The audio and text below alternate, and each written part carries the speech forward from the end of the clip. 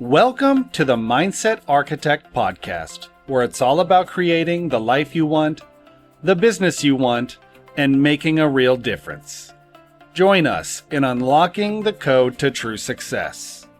And now your host, Tony Caliendo, Master Coach with Rethink Coaching. Welcome to the Mindset Architect podcast, episode number 110. I'm Tony Caliendo, Master Coach here at Rethink Coaching. And as always, I want to thank you for sharing your time with me. Time truly is our most valuable asset. And the fact that you're willing to share your time with me truly does mean a great deal. So I really do appreciate you being here and participating. Today, I want to talk about something that I am discovering myself the need to pay attention to, and that's rediscovering fun and preventing burnout. So what I know about myself is that when it comes to work, I am very serious. And I have been reflecting on that a bit lately because of my drive and the different projects that I have going on, that I've noticed that fun's lacking a little bit. And yet for me, when it comes to work, it's not about fun. It's about performing. It's about getting things done. It's about being effective. It's about all of these things. And I thought about it, and it really comes from, and this is no disrespect to them, from my parents, which I loved dearly. And my dad was an entrepreneur. He was a co-owner in a small chain of drugstores. My mom was a nurse when she wasn't practicing nursing when we were born, myself and my siblings. She helped my dad out at the pharmacy. So we were always taught. I remember walking in to visit my dad, and it was almost like you're walking to church. It was serious. You were respectful. You behaved. You certainly didn't act up. And as we started to grow, they would give us little jobs to do in the store in exchange for a toy in the toy aisle, or maybe, a small allowance or amount of money. But we were taught it was very serious, that you did your job, you did it to the best that you could. I didn't know at the time that this was what it was, but you over-delivered. If you were to go rearrange or clean an aisle, that you just went above and beyond. You didn't do surface level work.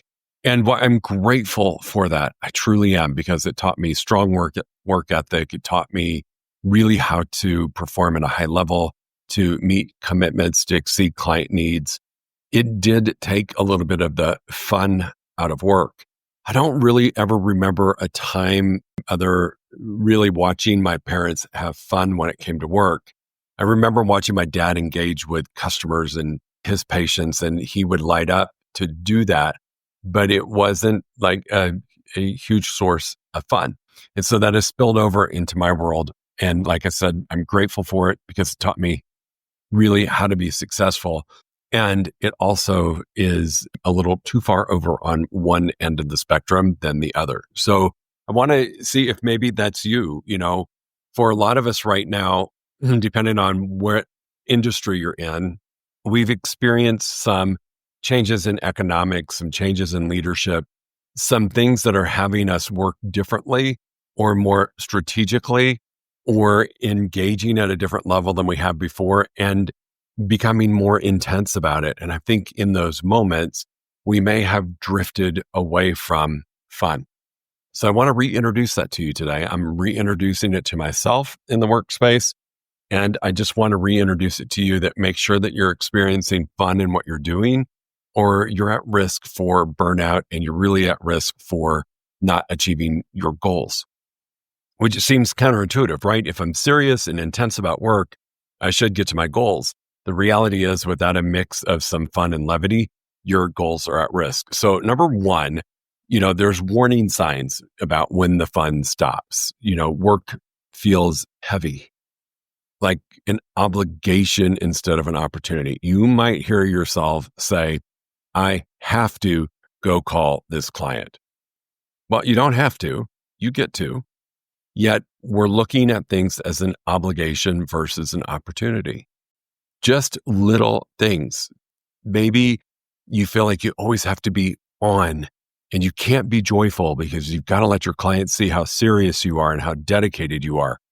And again, shifting from opportunity to obligation. Achievements don't feel exciting anymore. It feels like just something you can check off the list and we're on to the next thing. Those are some signs that we might not be having fun anymore. And there is a balance. I'm not saying it's all fun, no intensity, or all intensity, no fun. There's a balance that I want us to think about, because burnout doesn't start with exhaustion. It starts when joy disappears. That's really important. Burnout isn't because of exhaustion. Yes, that may be a contributing factor, but it really starts when you start to feel burnt out, is when joy is absent from or disappears from your work environment.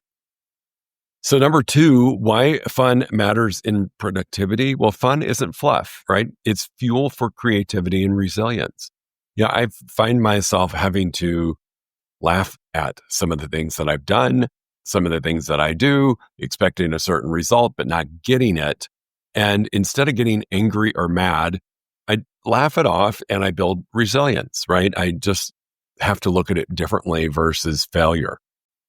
There's a place in the neurosciences that says play and joy release dopamine and serotonin. So I want you to think about that. Play and joy. I think those two things go hand in hand. They should. Play and joy release dopamine and serotonin, the feel-good hormones, right? And that allows you to have more focus, better problem-solving skills, and higher level of energy. So fun actually multiplies productivity. It re-energizes your mind and your body. I know when I am intentional about it, I'm sharing this because of late, I've been pretty intense on several projects and time seems to be very condensed for me and not a lot of spare time. Yet I know when I have fun, I leave that situation, whether it was a meeting with a coworker. Right now, in working with my marketing person, we're having a blast. When I leave those meetings, I am more energized and my mind and body feel like they're in a better place. So fun isn't fluff. It's really fuel for you to get creative and to build resilience. You just have to laugh at yourself sometimes. Number 3, it's important that we identify our fun triggers. All right. So what activities light you up? Is it when you teach? Is it doing a podcast? Is it presenting in front of a group of people? Is it brainstorming? Is it when a client wins? Is it getting creative with a new project or seeing a need in the market and creating a product for it? What activities light you up? Really important to know that. For me, anytime I get to be in front of people and share information and help them on their journey forward, it's lighting me up. I love it. And all of the work that it takes to get there is actually exciting, not burnout. It's exciting. I enjoy it because I can see and sense what it's going to be when I have the privilege of presenting. Who are the people that energize you versus drain you? So I'm working with a great person, Suzanne. She happens to be a good friend of mine, and she's a brand strategy person, and she's working with me on a project for marketing and meetings and sales. And I can tell you when I'm around her and I leave a meeting with her, I am completely energized, not drained. Now, she'll kick my butt, and there are times that I leave the meeting going, holy cow, I just agreed to a whole bunch of stuff. Yet I leave with a different energy than I went into it with. So who are those people that give you energy versus drain you? And what's the last time that you felt genuinely excited at work? I want you to think about that. Just reflect, because I'm asking you what lights you up. And you may have forgotten what it is because you've been so intense. This is a time of year. We're ending Q3. Tomorrow starts Q4. And we are really in an intense phase. And you may not have paused long enough to remember what genuinely excites you at work. Not everything is exciting. I heard a coach say this one time and I loved it, even though it wasn't real uplifting. But sometimes we have to embrace the repetitious boredom of a task that we must do to move towards our goal.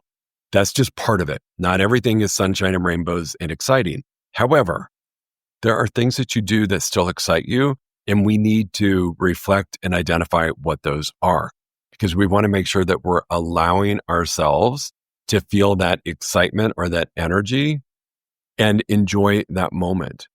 I think a lot of this is just getting you to pause for a moment and be grateful for the opportunities that are in front of you and identifying those fun triggers is one way to do it. So just track where your energy goes up and where your energy goes down. What it reveals about you is where you can put your attention. Or if you're just having a day where you're not feeling real motivated or you need a boost of energy or fun, you know the activity that you can go do. Do it. Just lean into it. Even if you take a break from your schedule for 30 minutes and go do that activity, when you go back to the other activities that might be in that category of repetitious boredom, you'll come back to it with a different energy and a different light about you. Number 4, you've got to infuse fun into your routine. For a lot of us, it doesn't just happen spontaneously. It should, but if we've drifted from it for a long time, we may have to become intentional about infusing it back in. So making it a part of our day. So add variety, change your workspace, mix up your schedule. For me, when I need to experience energy and a different environment, I have 2 coffee shops in Santa Fe that I will go hang out at. And I don't just hang out, I work. But the change in environment and the people I get to meet and the people I get to see, and I know the baristas, they know me, they know my drink, then it's just easy. But that little variety, usually a Monday or Friday or a Saturday work day is when I can do that, changes everything. The other thing that I do, and I'd highly recommend if you love music, I have several different playlists. So I have a playlist when I really need to concentrate. I don't concentrate well in silence. I know that may be counterintuitive to a lot of you.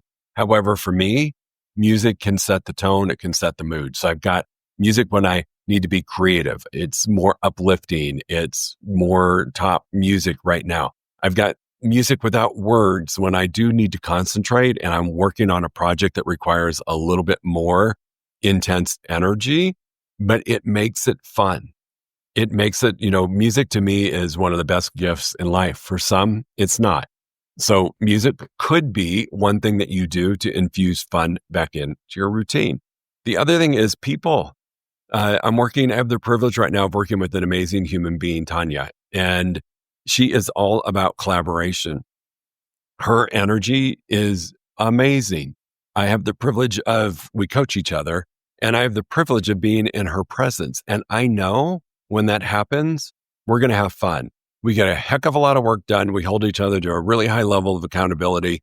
We are incredibly productive when we're together, yet that is an infusion of fun that I cannot even explain what happens when we get to spend that time together. So look for people that you can collaborate with, that you can celebrate with, that you can engage with, that help you infuse fun into your routine.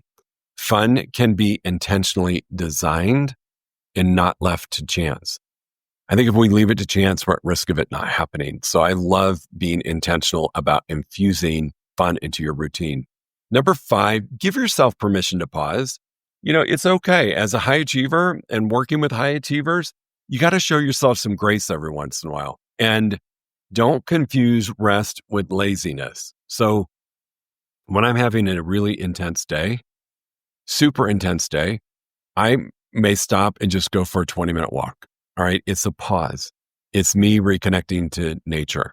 It's me looking up and paying attention to my surroundings. I live in probably one of the most beautiful parts of the country where I get to see mountains. I get to see desert flowers. I get to see the different seasons. I get to experience. That's my pause. I may also just take a pause and go to a different room in the house because I work from home. Just go to a different room in the house, put on some music, and maybe I give myself a 30-minute TikTok break. I become intentional about taking a pause. Rest fuels results. Sharpening the saw, as Stephen Covey says, rest does a beautiful thing and allows the space for you to enjoy again and get that energy bump, which is equal to when you're having fun. Taking a pause doesn't delay success. It actually will accelerate it. So as you're looking at things to infuse besides fun, infuse permission to pause. Number 6, redefine success. It's about balance and joy. A lot of us gauge our success on a number. Did we hit our goal for the day? Are we on track for our quarterly goal? Are we on track for our annual goal? Are we hitting the numbers that we need to hit? And so consumed with that we lose ourselves in that process. Balance and joy can be had through having fun. It can also be had by just taking a moment to reassess and redefine what success is. Joy and productivity can coexist together. One fuels the other. If success is costing you your joy or your fun factor, it's too expensive. So I'm not saying give up on your goals. I'm not saying turn, a blind eye to success. I think as an entrepreneur, leader, coach, human being, I'm driven by success. However, I know that there's a healthy balance between success and joy, and that both can coexist. Joy for me is, joy is an internal thing, right? Happiness is happenstance. It depends on something external, where joy comes from the inside. When I need a dose of joy, it's connected to fun. It's connected to doing something, sometimes not work related or work related, with a really good group of people that are in my organization that I can connect with at a really high level and infuse fun and experience joy. Joy is such a great thing that's on call at all times versus happiness being dependent upon something externally happening. So redefine your success. It's not just about hitting numbers. Success is, am I having fun on the journey? Success is the impact I'm making a difference. Success is, am I showing up as a pleasant human being to be around in the world? Or am I showing up as a curmudgeon and I'm not happy, I'm not having fun, and all I can focus on are numbers? Pay attention to what your view on success is. To me, I think the best definition of success is someone who's achieving their goal while they're experiencing joy and peace. And joy and peace come through fun. Infuse that into your business. So redefine success. Number 7 is just have some reset strategies in place, some practical reset strategies. So you might have to do a weekly joy audit. I know that seems silly, yet if we're going to be intentional about infusing joy into our work, we may have to do a little audit to make sure that we're doing what we said we're going to do. Review for the week. What gave you energy? What drained you? Pay attention. Do some micro moments of fun daily. Like I said, I go for a walk. Music, humor. There's a couple comedians that I love to listen to. Liam Morgan is one of them. So if I just need to laugh, I can go watch a video from some I enjoy comedians, and I can go watch that and enjoy some humor, right? So I might have to infuse little micro moments. I might not have time for an event that can bring me hours of fun, yet sometimes just 20 minutes is all it takes, or a 10-minute little break to laugh. Laughter is, to me, one of the better ways that you can reset and recalibrate and bring fun in. Build fun into your goals. Celebrate the wins and not just the milestones. So do something fun for yourself when you hit a goal. And, that might be a happy hour. It might be going and buying something for yourself. It might mean a spa experience. It could be going to a movie. Whatever it is, build fun into your goals. Word of caution, drivers, I'm one of you. I tend to achieve something, check it off, and I'm ready to go to the next goal. That's just how I'm wired. However, when I set my goals, my weekly goals, I do intentionally build in a reward. So if I hit the goal for the week, I get to go do this. And it's not just something normal, it's something special. It makes a difference. Small intentional resets can create long-term sustainability. I think that's really the whole point of this podcast in this episode, is to challenge you to create the space of productivity and fun. When you do that, that intention will reset and help you achieve long-term goals and sustainability. If you're feeling a little down, if you're feeling pushed to your limits, it is not just about doing more or completely stopping, right? It's about creating the space for more fun. Remember, burnout doesn't start with exhaustion. It starts when joy disappears. I think that's really important. If you take nothing away from today, but that one thing is that burnout isn't caused by your exhaustion. It's caused by the lack of or the inattention to joyful moments. That to me is critical. So take a moment, assess where you are, keep moving forward. My gosh, that's what we do as entrepreneurs, leaders, as drivers, as people who crave success, but make sure that you're building in time for fun and joy. Really, really important. I mean, at the end of the day, is any of this worth it if we're not happy? Is any of this worth it if we're not experiencing joy and peace? Is all of the success that you're receiving going to feel like it matters if you're not having fun, if it's like a drudgery, or you just feel really heavy about what's happening? I can tell you it's not worth it. I've been there. I've done that. This is an old habit that I have that I personally have to work on constantly. To me, when I show up to work, when I walk in the office, or I turn on my laptop, or I get ready to have a conversation with the client, I'm very serious. I'm very focused. And that comes from programming from my wonderful, beautiful parents who didn't take their success for granted. They viewed it as an area of being serious because they were from an era where they didn't have much. They grew up children of the Depression, and they didn't have a lot. So when they had the opportunity to have a lot, they were very serious about it. So take an assessment about how you show up. Are you too serious? And do you need to infuse different things to change that up and to create a sustainable business for yourself and those who are on your team or in your organization? All right. As always, team, if you have any questions about this or anything else, please reach out. Tony@rethinkcoaching.com is my email address, probably the easiest way to get a hold of me.